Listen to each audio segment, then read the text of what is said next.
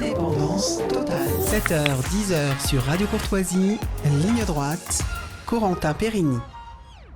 Bruno Le Maire, le ministre de l'économie, des finances et de la souveraineté industrielle et numérique, nous a prévenu, au 1er février 2024, les particuliers et les professionnels verront leur facture d'électricité augmenter. Alors 9,8% sur les tarifs heure pleine et heure creuse et 8,6% sur les tarifs de base.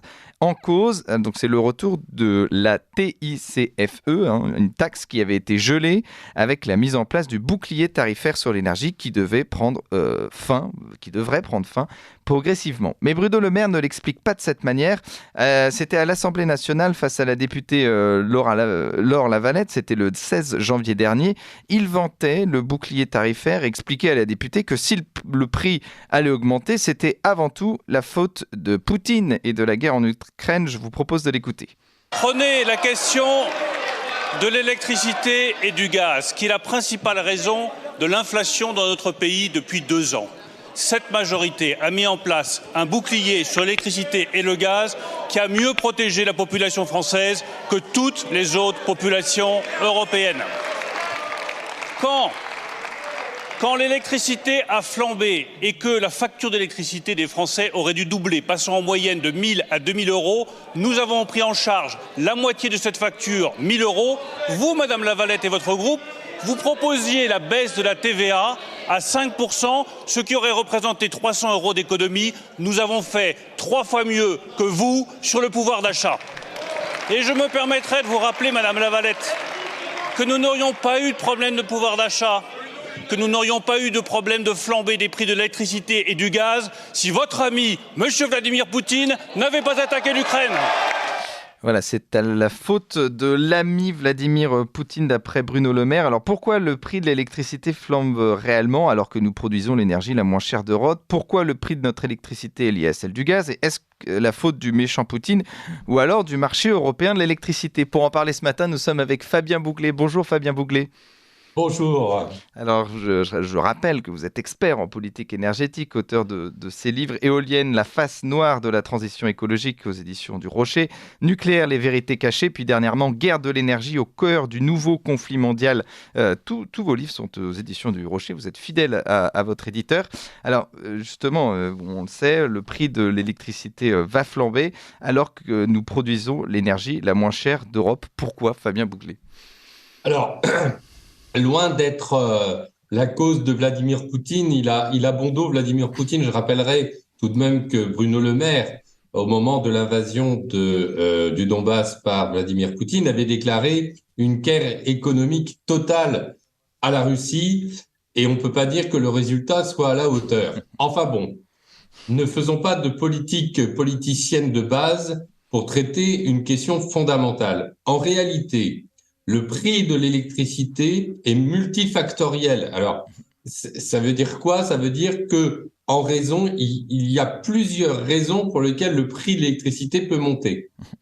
Ces dernières années, le prix de l'électricité avait monté pour une raison, c'est l'explosion du prix du gaz, parce que, comme on le dit régulièrement dans cette antenne, le gaz où l'unité de production la plus chère en Europe conduit à une augmentation du prix de l'électricité, parce que le prix de l'électricité est indexé sur l'unité de production la plus chère. Comme le prix du gaz a monté, non pas à cause de la guerre en Ukraine, mais en raison des sécheresses de vent en 2021, puisque au deuxième semestre de 2021, vous avez une multiplication par 6 du prix du gaz, et c'était bien avant la guerre en Ukraine, eh bien, le prix du gaz a explosé et a conduit à une explosion du prix de l'électricité. Mais là, on parle du prix de l'électricité. Ensuite, on a eu un autre souci en France et qui a eu un impact considérable en Europe, c'est que nos centrales nucléaires ont été indisponibles en raison des problèmes de corrosion sous contrainte. Plus de la moitié de nos centrales nucléaires étaient arrêtées. Donc, vous cumulez ces deux questions importantes de baisse de disponibilité de nos centrales nucléaires couplées avec l'explosion du prix du gaz, eh bien, et d'ailleurs qui sont corrélées, parce que comme on avait moins de centrales nucléaires disponibles, les Allemands ont dû utiliser des centrales au gaz ou au charbon. et sachant que les combustibles fossiles, charbon, gaz et pétrole, voient leur augmentation assez liées, même si elles ne sont pas tout à fait les mêmes, mais il y a une augmentation corrélative, eh bien, ces deux événements ont conduit à l'augmentation du prix de l'électricité. Du prix de l'électricité. Et ça a été accentué par la guerre en Ukraine. Mais ce n'est pas la cause de la guerre en Ukraine, parce qu'évidemment, le sabotage de Nord Stream 1 et 2, les deux gazoducs dans la mer Baltique, ont accentué la tension qu'il pouvait y avoir dans cette guerre de l'énergie entre la Russie et les États-Unis. On peut dire en tout cas que la tension sur le gaz, elle est liée à cette guerre de l'énergie entre les États-Unis et la Russie. Mais aujourd'hui, on ne peut plus partir de cette notion, puisque le prix du gaz, compte tenu du fait que les États-Unis ont largement augmenté leur capacité de liquéfaction et des tensions qu'il y a sur le gaz qui se sont largement atténuées, du fait que nos réacteurs nucléaires sont largement opérationnels puisqu'on se remet à être le plus grand pays exportateur d'électricité en Europe, eh bien, notre prix de marché de l'électricité a largement baissé puisque le gaz a baissé. Donc, ce n'est pas, si vous voulez, l'augmentation n'est pas liée à l'augmentation du prix de marché. En revanche, et c'est exactement comme l'essence, c'est-à-dire que l'essence, vous vous souvenez, c'est 25 à 30% qui est un prix de l'essence et le reste, ce sont des taxes. Eh bien, c'est exactement la même chose pour l'électricité. L'électricité, vous avez un prix du mégawattheure ou du kilowattheure pour les particuliers. Ce prix n'a pas sensiblement bougé ces dernières années, mais en réalité, la facture d'électricité, aujourd'hui, comprend deux taxes principales.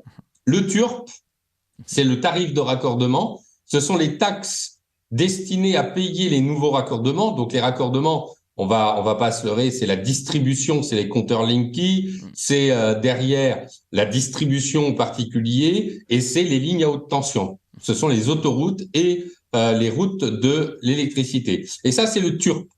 Et puis vous avez la TIFCE, c'est-à-dire la taxe carbone de l'électricité, qui va augmenter, qui avait baissé pour justement être un amortisseur de la progression du prix de l'électricité. Et donc, effectivement, aujourd'hui, vous avez un double phénomène qui va pas s'arrêter.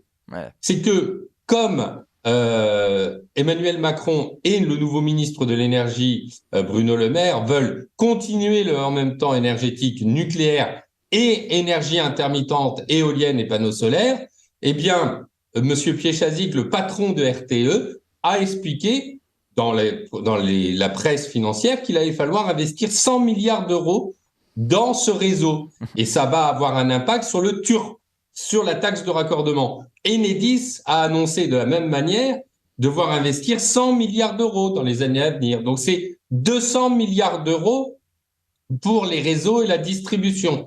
Donc rien que ça devrait inquiéter nos concitoyens parce que ça va avoir des impacts absolument considérables. Rappelons que la distribution et le transport de l'électricité ne rapportent rien, c'est un coût, ça n'est pas de la production. Donc si on investit 50 milliards d'euros dans une centrale nucléaire, c'est pas la même chose que d'investir 50 milliards d'euros dans le transport, parce que derrière la centrale nucléaire, elle rapporte beaucoup. Alors, rappelons que un réacteur nucléaire, c'est pas 50 milliards d'euros. Avec 50 milliards d'euros, on peut en faire 6 ou 7, vous voyez.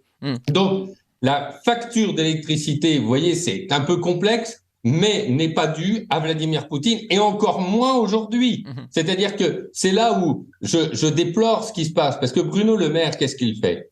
Il fait de la petite politicienne de court terme, comme je le dénonce depuis des années, sur un sujet essentiel qui est notre souveraineté énergétique et notre politique énergétique.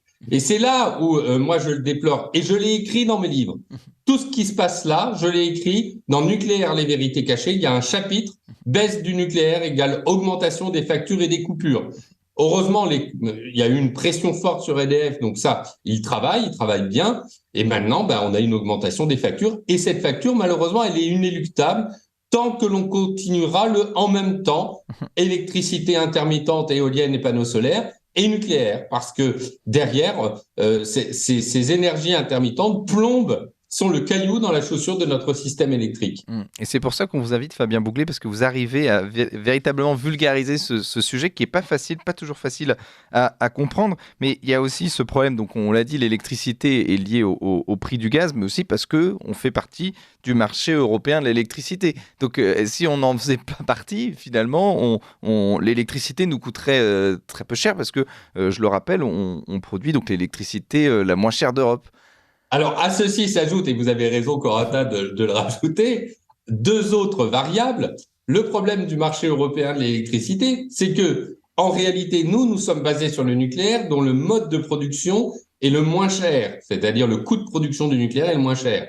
Par contre, les Allemands, comme ils n'ont plus le gaz de Poutine, ils sont obligés d'utiliser le charbon. Et donc, en fait, en réalité, en étant dans le marché européen de l'électricité, les Allemands qui contestent notre nucléaire font tout pour l'acheter. C'est-à-dire qu'ils s'arrangent pour importer notre électricité nucléaire quand le prix n'est pas cher, et ça leur évite d'utiliser des centrales au charbon. Et donc, en fait, de ce fait, notre électricité la moins chère en Europe, grâce au plan Messmer de 1974, bénéficie aux Allemands qui, eux, utilisent des centrales au charbon. Et c'est pour ça qu'ils ne veulent surtout pas que la France quitte le marché européen de l'électricité, comme l'Espagne ou le Portugal par ailleurs. Et ce marché européen de l'électricité a obligé la France de s'insérer dans le marché concurrentiel, ce qui a conduit la France à devoir faire une loi absurde, complètement incroyable, qui est l'ARENH, l'accès régulé au nucléaire historique, qui oblige EDF à vendre à des courtiers, je dis bien, ce ne sont pas des fournisseurs, c'est un bureau avec un directeur de communication et un téléphone qui vendent l'électricité d'EDF en prenant la marge d'EDF. Ce sont des rapaces. C'est-à-dire qu'on a créé une loi rapace qui oblige EDF à vendre 25 à 30% de son électricité à prix cassé et permettre à des concurrents qui ne sont pas des concurrents mais des courtiers de le vendre avec la marge bénéficiaire d'EDF. Eh bien ça plombe les coûts d'EDF et ça contribue à l'augmentation de la facture d'électricité. Parce que vous comprenez, EDF, jusqu'en fin 2025, est obligé de vendre 42 € le mégawattheure, 25 à 30% de sa production électrique. Quand elle est de l'autre côté obligée d'acheter à prix subventionné 91 € le mégawattheure, l'électricité qui vient des exploitants éoliens, dont 45% sont allemands. Donc, tout ça cumulé fait que EDF, qui appartient à la France, eh bien, est plombé et ne permet pas de faire bénéficier à ses concitoyens d'un tarif électrique avantageux, au détriment des Français et surtout des entreprises et de nos agriculteurs. Oui. C'est-à-dire que c'est là où c'est très, très grave. C'est que le deuxième effet de cette facture d'électricité a des conséquences terribles sur l'économie française parce qu'elle plombe la compétitivité de nos industries et de nos entreprises et elle plombe le coût de revient de nos agriculteurs. Je l'ai écrit, ça, c'est pas pour revenir sur mes livres, mais je l'ai écrit dans mon chapitre 1 de mon livre Guerre de l'énergie, l'importance qu'a la facture d'électricité et la facture énergétique de manière générale pour le confort des concitoyens, mais surtout pour la compétitivité. Et en fait, cette compétitivité amoindrie, elle bénéficie aux États-Unis qui n'ont qu'une envie, et ils le font avec l'Allemagne, c'est de mettre un caillou dans la chaussure en nous obligeant de mettre des éoliennes intermittentes couplées avec le gaz naturel liquéfié américain. Ce couple infernal des intermittents avec le gaz américain nous conduisant à un appauvrissement de notre société. En fait, il faut bien quand même le dire, c'est qu'à chaque fois qu'un citoyen voit une éolienne tourner, en réalité, il a un billet de 10 € qui disparaît dans sa poche. Ouais. C'est ça qui se passe en réalité. C'est une sorte de ventilateur à aspiration d'argent des Français, ces éoliennes, hein, ces panneaux solaires. Ce sont des pompes à argent et c'est terrible parce que ça a une influence globale considérable. Et la France est évidemment le dindon de la farce dans cette affaire. Et la France est le dindon de la farce, alors qu'elle pourrait être le champion du monde de l'électricité grâce à son nucléaire.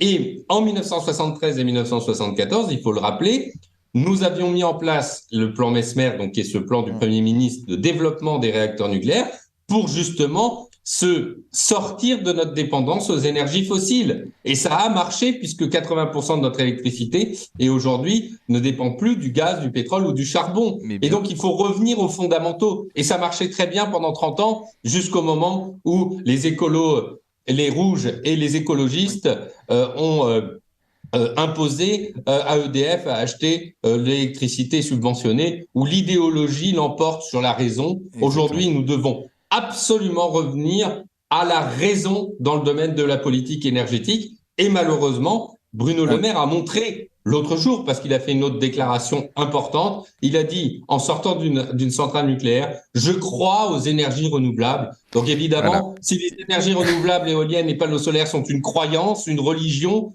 eh bien on est mal parti. Eh ben il faut qu'il vous écoute, Bruno Le Maire, et qu'il prenne conseil je ne désespère pas, nous essayons de le convaincre. Mais malheureusement, il a eu l'ordre du mérite allemand. Il a reçu l'ordre du mérite allemand il y a un an. Et je crains malheureusement que le lobby allemand, qui avait été amoindri avec Agnès Pannier-Runacher, qui a fait un formidable travail, soit à la manœuvre pour empêcher le développement de l'alliance du nucléaire. Et j'ai une grande inquiétude sur l'avenir de la politique énergétique, notamment dans la liaison avec le diktat allemand anti-nucléaire. Et on invite évidemment nos auditeurs à lire Guerre de l'énergie au cœur du nouveau conflit mondial aux éditions du Rocher. Vous en parlez plus largement. Merci à vous, Fabien Bouclé. Je rappelle que vous êtes expert en politique énergétique. Et malheureusement ou heureusement, je pense qu'on va être amené à vous réinviter parce qu'on n'en a pas fini d'en parler de l'énergie. Merci à vous et à très vite.